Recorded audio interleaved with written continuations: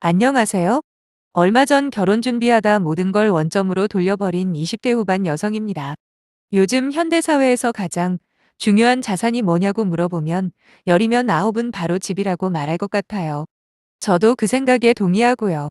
그래서 예비시 부모님이 신혼집을 마련해 주신다는 말씀을 하셨을 땐 정말 감사한 마음뿐이었습니다. 하지만 시간이 지날수록 뭔가 잘못되어 가고 있다는 생각을 지울 수가 없더라고요. 당시 일부 친구들이나 몇몇 지인들이 꼭 파혼까지 해야 하냐 말리기까지 했어요. 하지만 제 결론은 변하지 않았죠. 비록 지금은 전부 다 돌이킬 수 없는 일이 되어버렸어도 이렇게 사연을 보내는 이유가 따로 있습니다. 저는 제 선택이 옳았다고 믿고 있는데 혹시나 다른 여러분들 생각은 어떠신지 갑자기 확인을 해보고 싶더라고요. 그러니 귀찮으시더라도 끝까지 읽어주시고 제 결정에 대해서 한마디씩 남겨주시면 정말 감사하겠네요. 일단 상견례를 끝낸 시점은 올해 초였어요. 구정이 지나가고 형식적인 상견례 자리를 가진 후에 본격적인 결혼 및 예물 예단 이야기가 오고 가던 시점이었습니다. 저는 평범한 회사원이고 제 남편이 될 뻔한 그 사람은 공무원이었어요. 아무래도 예비 남편보다는 제가 훨씬 일을 시작한 지가 오래되다 보니 이제 막 돈벌이를 시작한 예비 남편보다는 월급이 꽤 많이 높은 편이지요. 하지만 그래도 공무원이라는 직업이 가지고 있는 강점들이 많잖아요. 그래서 직업적으로는 누가 더 낫다, 이렇게 말할 만큼 차이가 크다고 생각하지도 않고, 비록 제가 월급이 더 많다고는 하나, 아무래도 요즘 시대적인 특성상 안정적인 면에서는 예비 남편과는 비할 바가 안 되는 것도 사실입니다. 단지 제가 지금 돈을 더 번다는 사실 하나만으로 누가 더 잘났다라고 편가르기 하고 싶지도 않았고요. 물론 당연한 이야기겠지만 결혼을 위해 모아놓은 돈은 제가 더 많았어요. 예비 남편은 군대도 다녀야 했고 그 후로 3년에 걸친 수험 기간이 있다 보니 그 부분도 이해할 수 있습니다. 제 통장에 모아놓은 결혼 자금만 해도 7천만 원이 넘었고 여기저기 분산 투자 해놓은 것들 전부 회수하면 못해도 1억 정도는 되겠더라고요. 반면에 예비 남편은 4천만 원을 모아둔 상태였지요. 거기다 하나 추가할 게 있는데 저는 할부가 끝난 중형세단 자차까지 소유하고 있어요. 각자 출퇴근 방향이 다르니 결혼하게 되면 예비 남편도 차를 뽑아야 하는 상황이었고요. 그렇게 되면 자동차 할부 가격도 고려를 해야 하잖아요. 그럼 저는 결혼 비용으로 1억 3천을 해가는 거고 예비 남편은 앞으로 빠질 자동차 할부까지 고려하면 4천만 원도 안 되는 거나 마찬가지입니다. 이런 상황에서도 굳이 결혼을 하기로 결심한 이유 중에 하나는 예비시 부모님께서 집을 두 채 보유하고 계시다고 하더라고요. 그래서 이번에 결혼을 하게 되면 그 중에 한 곳을 신혼집을 내어주신다고 해서 경제적으로 별 문제 없을 거라 판단을 했던 거예요. 그렇다고 제가 무슨 집이나 돈만 보고 결혼을 결심한 건 아닙니다. 애초에 예비 남편의 청혼을 받아들였을 때는 남자 쪽에서 집을 해줄 거라는 생각도 안 했었거든요. 그저 그동안 지켜봐온 예비 남편의 품성과 성실함만 보고 결혼을 하기로 마음먹은 거거든요. 신혼집을 해주신다는 이야기는 그 후에 들었던 거고요. 아무튼 예상치 못한 신혼집 소식에 저는 뛸 듯이 기뻐했던 게 아직도 기억이 나네요. 하지만 예비시 부모님이 해주신다는 신혼집에 대해 알면 알수록 실망감은 더욱더 커져만 갔습니다. 20평대 초반의 아파트라 공간적인 부분은 별다른 문제가 없었는데 일단 위치가 너무 애매했어요. 주변에 그 흔한 지하철역도 없어서 차로 10분을 운전해야 겨우 지하철역에 도착할 수 있는 아주 외딴 곳에 있는 아파트였거든요. 거기다 재개발이나 그 어떤 호재도 있을 만한 지역이 아니라는 걸 알았을 땐 솔직히 많이 아쉽더라고요. 솔직히 말만 서울에 위치한 아파트지 주변 상권이나 대중교통편까지 고려해 본다면 경기도에 새로 개발되는 신도시보다 훨씬 열악한 조건들 투성이었어요. 물론 공짜로 신혼집을 해주신다는 사실만으로도 감지덕지해야 한다는 것도 알아요. 하지만 아무리 머리를 굴려봐도 위치면 위치, 주변 인프라 자체도 워낙 보잘것없어서 그 집에서 살림을 시작해야 한다는 생각만 해도 마음이 불편 그 자체였습니다. 문제는 그뿐만이 아닙니다. 우선 건물 자체가 아주 오래된 구축 아파트라 들어가서 살려면 리모델링 작업은 필수더라고요. 당연히 저희가 그 집에 살림을 차리는 당사자이니 리모델링 역시 저희 몫이었고요. 저는 조심스럽게 의견을 제시해봤습니다. 그래도 서울내에 있는 아파트니까 제 생각에는 아파트를 팔고 나서 저희가 모은 돈을 합쳐 다른 집을 구하면 어떻겠냐고요. 특히나 경기도권에 있는 신축 아파트나 차라리 위치를 좀 더 발전 가능성이 있는 곳으로 옮기는 게 좋겠다고 말씀을 드렸습니다. 그랬더니 예비 시 부모님께서는 상당히 기분이 상하셨다면서 그 아파트가 마음에 안 들면 그냥 아무것도 안 주시겠대요. 저희가 그 아파트에 신혼살림을 차리는 게 필수 조건이라고, 그게 아니라면 저희한테 아무런 지원도 해줄 생각이 없으시답니다. 오히려 지금까지 아무런 호재가 없다는 게 어찌 보면 큰 장점일 수가 있다면서 발전이 아예 안 된 만큼 향후에 재개발이나 택지 개발 등 집값이 엄청나게 뛸 수도 있다고 하시는 거예요. 그러면서 단지 오래되고 입지가 안 좋은 아파트라서 팔게 되면 운 좋게 그 아파트를 주워가는 사람만 좋은 거 아니냐고, 그럼 너무 배가 아프시다네요. 있지도 않은 일을 가지고 그 꼴은 죽어도 못 보겠다는 예비 시어머니는 곧 죽어도 그 집의 투자 가치가 엄청나다고 믿고 계시는 것 같았어요. 사실 아파트를 그냥 공짜로 주신다고 했어도 받을까 말까한 이런 상황인데 말이 자꾸 바뀌는 게 상황이 점점 꼬여만 가더군요. 특히 집값의 20%에 해당하는 4천만 원을 예단으로 준비하라고 하셨을 땐 이게 뭐지 싶은 생각이 가장 먼저 들었습니다. 그것만이 아니었어요. 추가로 리모델링비 3천만 원에 혼수 비용과 결혼식에 들어가는 모든 비용을 저희 보고 하라고 요구를 하셨지요. 저는 가뜩이나 마음에 안 드는 아파트에 들어가 살아야 하나 고민을 하고 있었는데 뜬금없이 자꾸만 저희가 내야 할 비용만 늘어가길래 이분들이 진짜 뭐를 잘못 드셨나 싶었어요. 하지만 이것도 끝이 아니더라고요. 알고 보니 그 아파트의 대출이 6천만 원 정도가 남아있다는 겁니다. 심지어 남은 그 대출금은 결혼하고 저희 부부가 갚아야 한다고 하셨고요.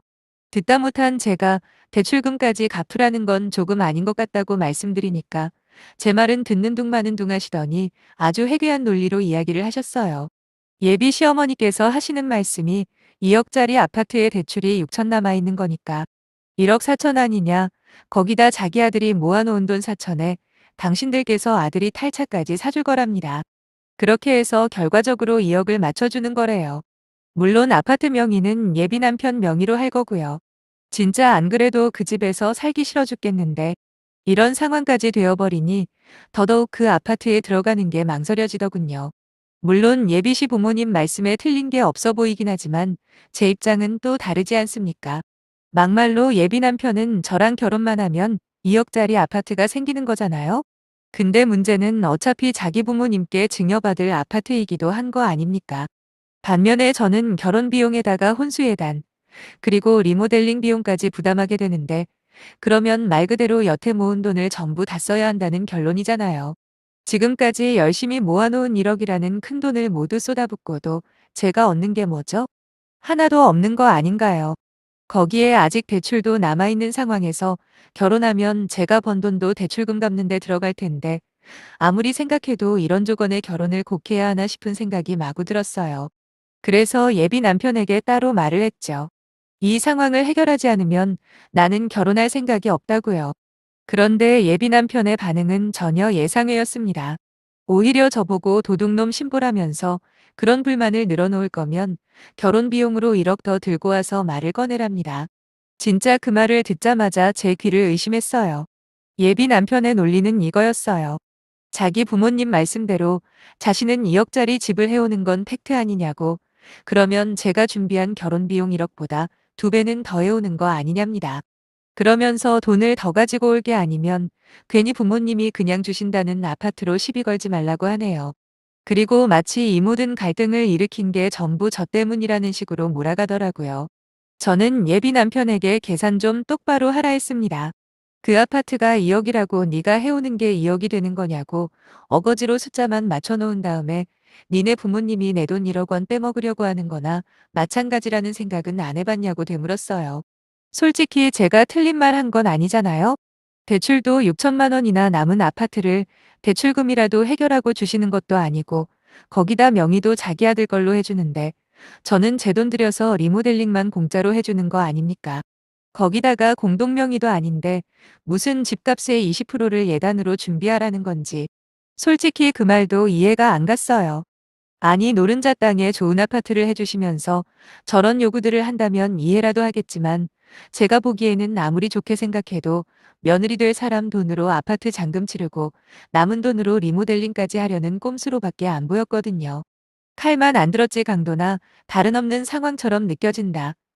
그리고 아무리 공짜라고 해도 일단 그 집 자체가 마음에 안 들어 죽겠는데 그건 신경도 안 쓰이냐 언성을 높였더니 예비 남편이 막 화를 내더라고요. 물론 제가 말을 심하게 한 부분도 있다는 거 인정합니다. 하지만 예비 남편은 제 입장은 전혀 고려하지 않은 채 어떻게 자기를 낳아주신 부모님이고 동시에 제가 앞으로 섬겨야 할 시부모님이 되실 분들인데 말을 그따구로 할 수 있냐고 하는 거예요. 그 후로 예비 남편은 제 남편이 되기로 한 사람이 맞는 건지 의심이 될 정도로 무조건 자기 부모님의 이상한 계산법을 옹호하고 들었습니다.